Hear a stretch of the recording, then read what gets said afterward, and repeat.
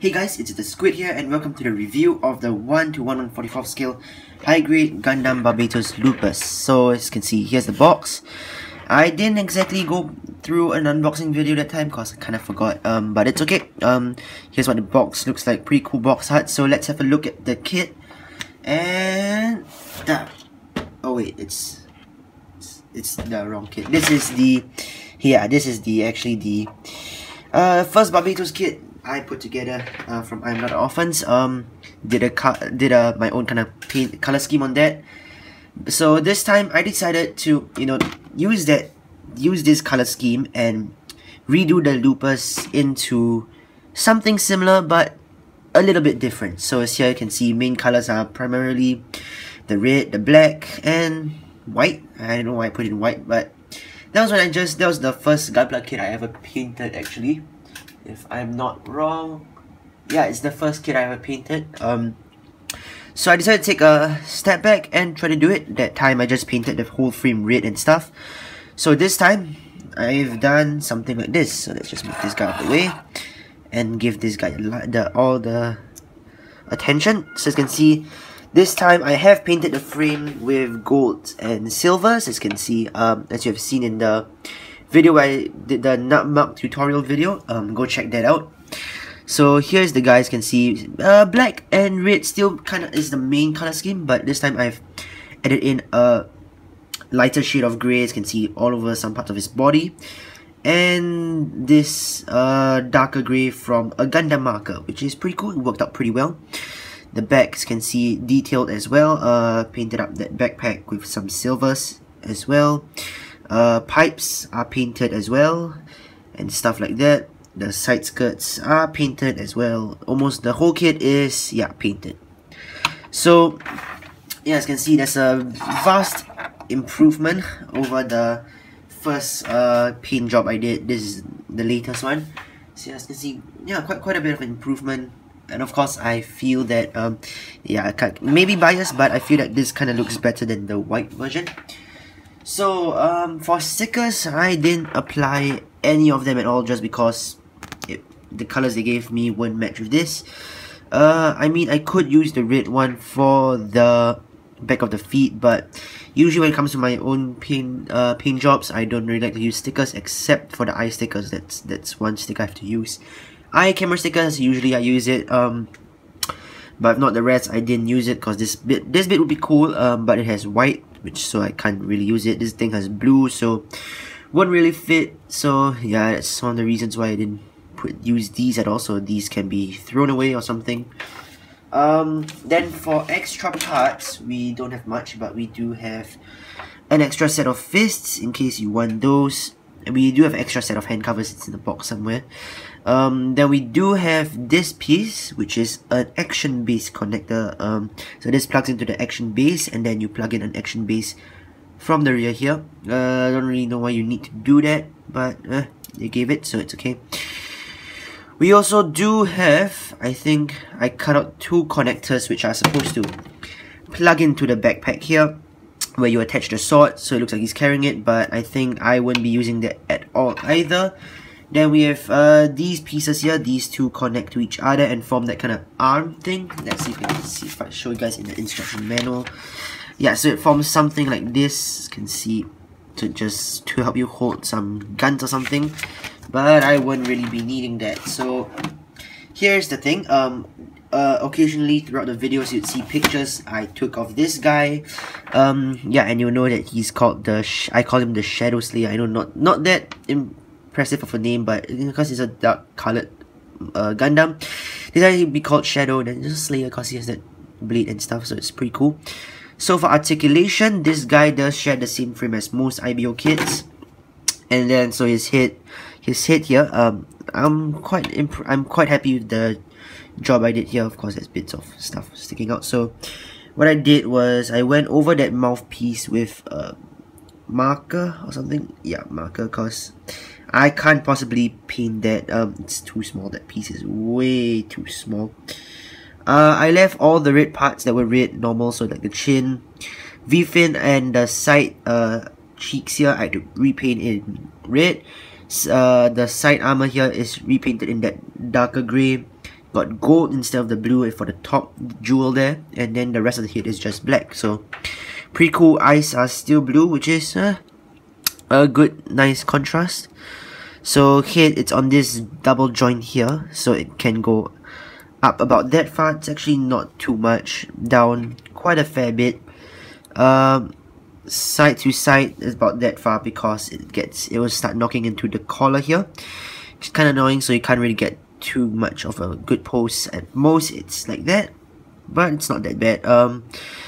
He does have a waist swivel here, which is on a ball joint and a peg, so it can turn, but you can also bend his body sideways and stuff. Mine is a bit loose at that joint, so I'm gonna just reduce the brightness a bit.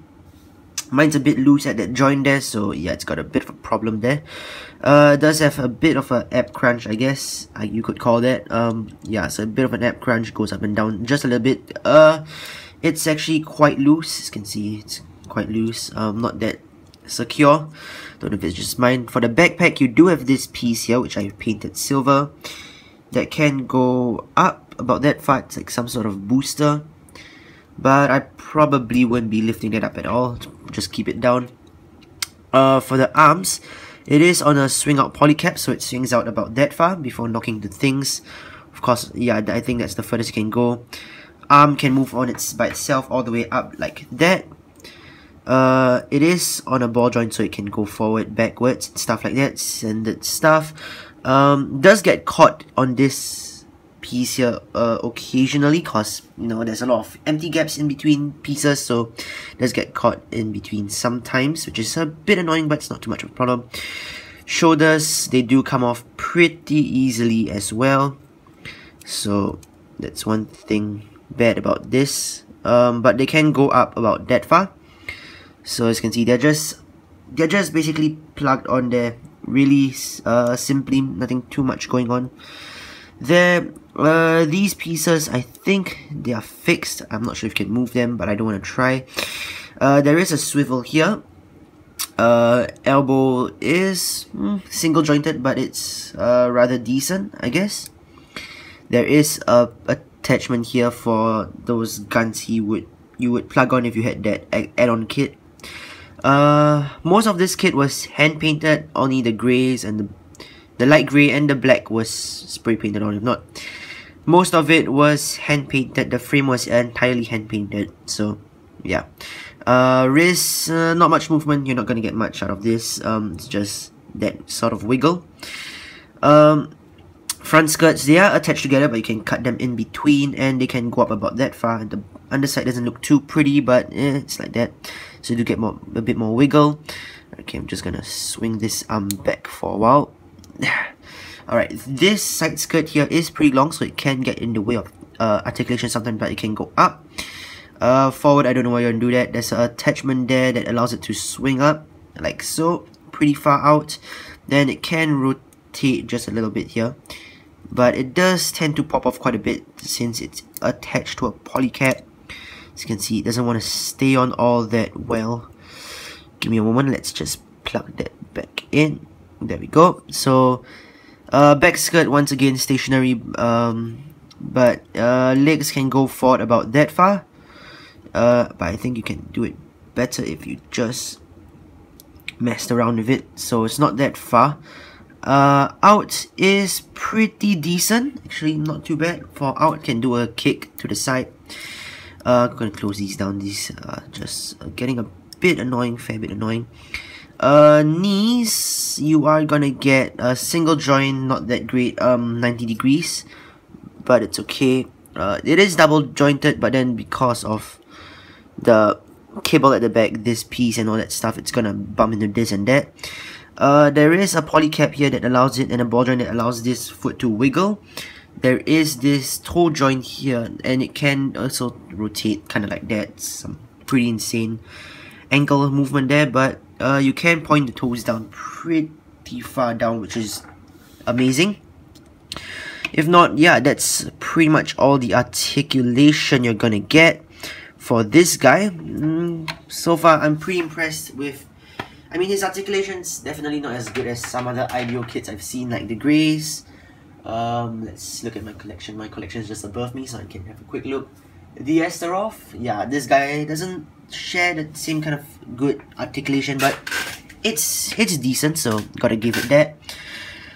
So now putting this guy, of course you can see the Lupus is much taller because of its, I think its legs are just longer than this guy, so that's one thing about that.